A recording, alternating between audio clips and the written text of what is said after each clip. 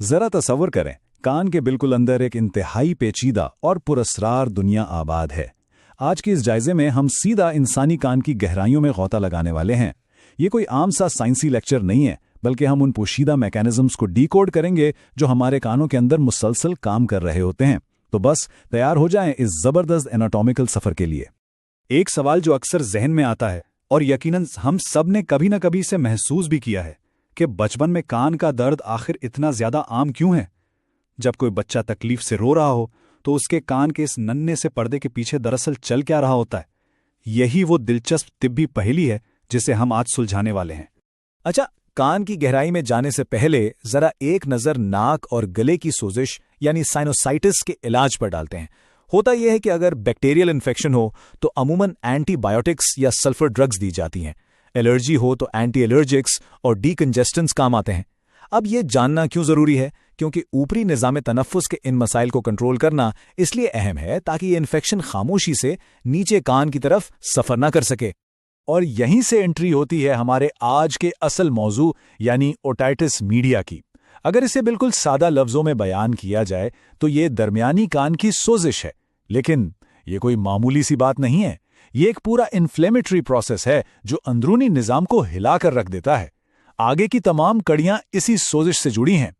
तो ये सोजिश शुरू कैसे होती है? इसके लिए पहले ये देखना होगा कि जब सब कुछ ठीक चल रहा हो तो क्या होता है। एक नॉर्मल सेहतमंद यूस्टेशन ट्यूब पर्दे के पीछे खामोशी से अपना काम कर रही होती है। इसके दो बड़े काम हैं। एक तो दरमियानी कान और बाहर के दबाव को बिल्कुल बैलेंस रखना, और दूसरा अंदर बनने वाली रुतूबत यानी म्यूकस को बाहर निकालने का रास्ता देना। जब तक ये ट्यूब अपना काम परफेक्टली कर रही है, कान भी परफेक्ट रहता है। मसला तब शुरू होता है जब ये निज़ाम फेल हो जाए। अब जरा इस तबाही के डोमिनो इफेक्ट को देखें। यह बिल्कुल किसी माइक्रोस्कोपिक क्राइम सीन जैसा है। होता कुछ यूं है कि सबसे पहले सोजिश यूस्टेशन ट्यूब को मुकम्मल ब्लॉक कर देती है।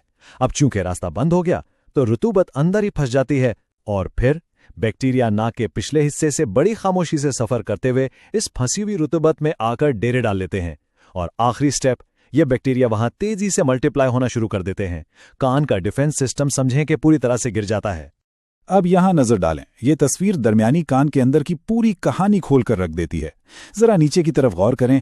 ये यूस्टेशन ट्यूब इन्फ्लेमेटरी टिश्यूज की वजह से कैसी बुरी तरह बंद हो चुकी है। अब जाहिर है जब रास्ता बंद होगा तो अंदर प्रेशर बढ़ेगा।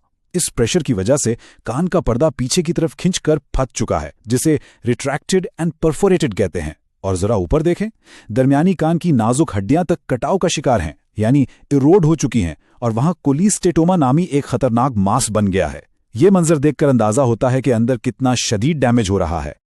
ये सब देखकर दिमाग में फौरन ये सवाल आता है ना कि आखिर बेचारे बच्चे ही इसका इतना शिकार क्यों होते हैं। इसका जवाब उनकी एनाटॉमी में छुपा है। बालिग अफराद के मुकाबले में बच्चों की यूस्टेशन ट्यूब एक तो साइज में बहुत छोटी होती है, और दूसरा उसकी पोजीशन बहुत ज्यादा हॉरिजॉन्टल यानी उफ़क़ी होती है। इस मखसूस एंगल और छोटे साइज की वजह से ट्यूब जल्दी ब्लॉक हो जाती है और इन्फेक्शन तेजी से फैलता है। ये एक ऐसी फिजिकल हकीकत है जो बच्चों को इस इन्फेक्शन के सामने बहुत हद तक बेबस कर देती है। खैर, मैकेनिज्म तो हमने समझ लिया, लेकिन इस पूरी चेन रिएक्शन का ट्रिगर क्या है? इसकी 4 बड़ी वजूहात हैं। एलर्जी, कोई और इन्फेक्शन, यूस्टेशन ट्यूब का किसी भी बैरूनी वजह से ब्लॉक हो जाना, और चौथी जो बहुत हैरान कुन है और अक्सर मिस हो जाती है, वो है न्यूट्रिशनल डिफिशियंसी या ग़िज़ाई कमी।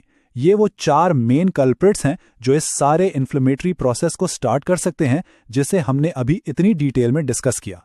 अब जब अंदर इतना शदीद प्रेशर और ब्लॉकेज चल रहा हो तो उसके रिएक्शंस तो सामने आएंगे ना। बिल्कुल, अचानक और बहुत शदीद किस्म का कान का दर्द होता है जो इसी अंदरूनी दबाव का डायरेक्ट रिजल्ट है। इसके अलावा कान का भारी होना, बहरापन महसूस होना, या कानों में मुसलसल घंटियां बजना, जिसे टिनाइटिस कहते हैं। और इन सब का फाइनल आउटपुट क्या होता है? बेइंतहा चिड़चिड़ापन। अब हम समझ सकते हैं कि जब कोई बच्चा कान के दर्द में रोता या चिड़चिड़ा होता है तो वो कोई जिद नहीं कर रहा होता, बल्कि उस तकलीफदेह फिजिकल प्रेशर से लड़ रहा होता है। तो इस तमाम डिस्कशन के बाद एक बात तो तय है, जब हम इस मखसूस रुकावट, अंदरूनी प्रेशर और बैक्टीरिया के इस मैकेनिकल प्रोसेस को इतने करीब से देखते हैं तो कान के इन्फेक्शन को देखने का हमारा पूरा जाविया ही बदल जाता है।